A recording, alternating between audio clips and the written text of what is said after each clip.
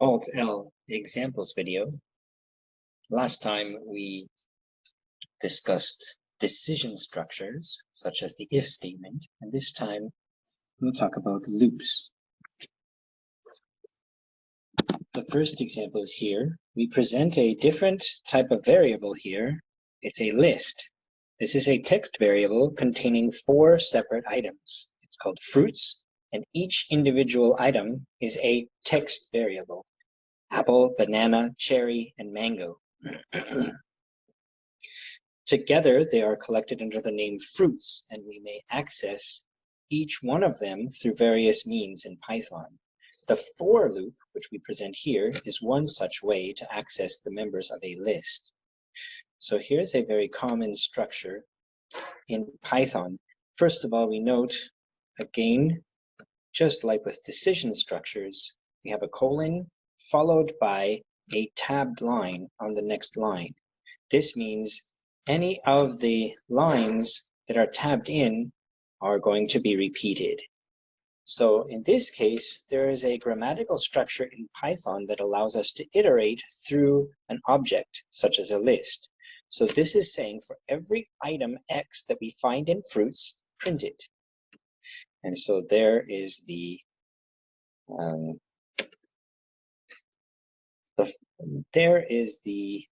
sort of purpose of this list. Let's see it in action.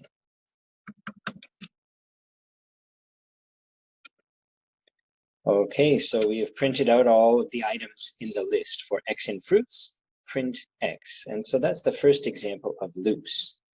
We will proceed through each of these 6 examples in this video. So now, to activate the next example, we'll comment off the first one and activate the second one.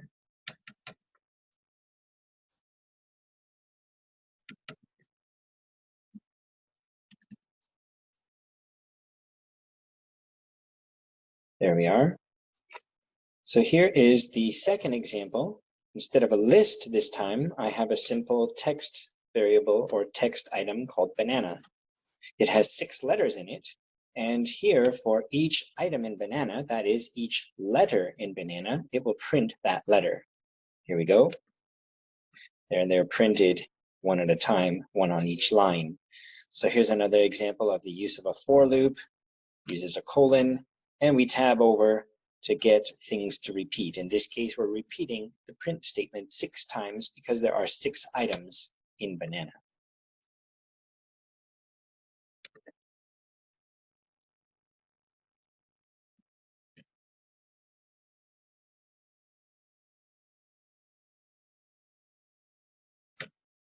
So the third example we have here is a for loop with a particular number of repetitions as represented by these numbers.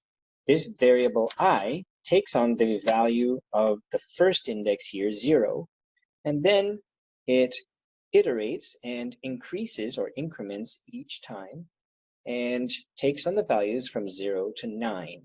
It does not take on the value of 10, and that's a particular idiosyncrasy of Python that comes in handy in certain situations that we will see throughout our course.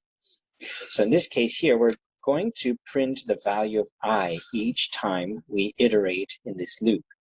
And so the values 0 to 9 are going to print out. Note, it will not print out 10. There we are, 0 to 9, not 10. An interesting connection in Python here. So we will now go to example 4.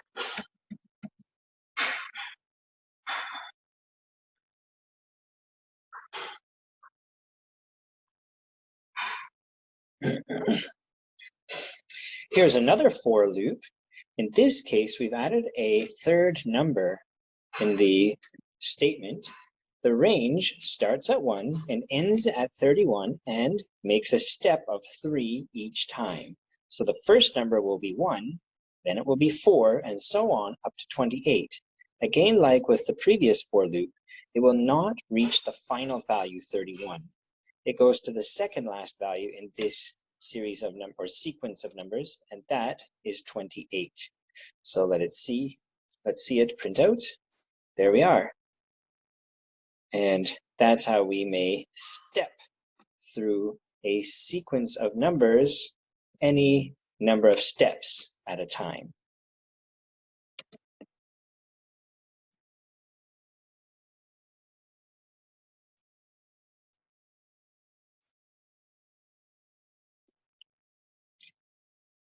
So the previous 3 or 4 examples all involve what we call the for loop, a very powerful means of iterating in Python. And just like in other languages, we also have a while loop.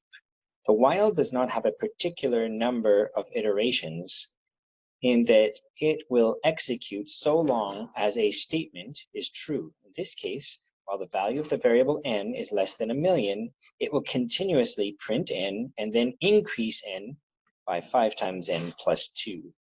So starting at 0, it will quickly grow, and eventually, once it gets above 1,000,000, then it will stop executing this loop. So let's see the output.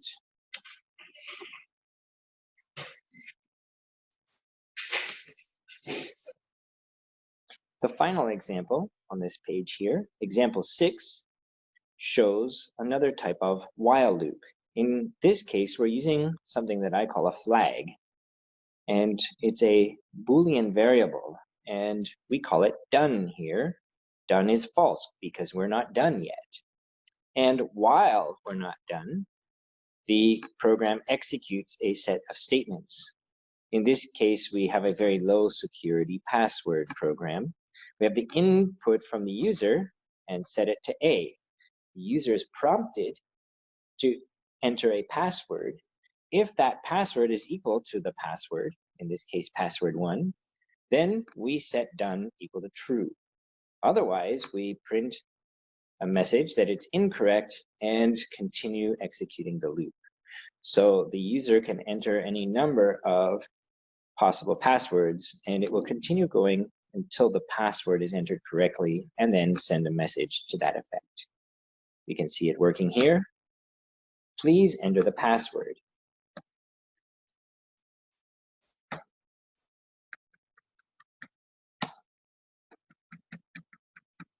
And the third time, you have entered the correct password.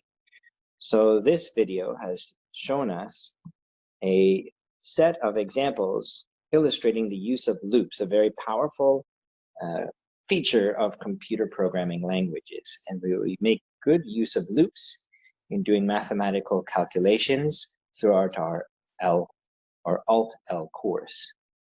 So our next video will continue to build on this material, and we will look at how to do some additional features of the Python programming language, building up towards a better understanding of mathematics. Thank you.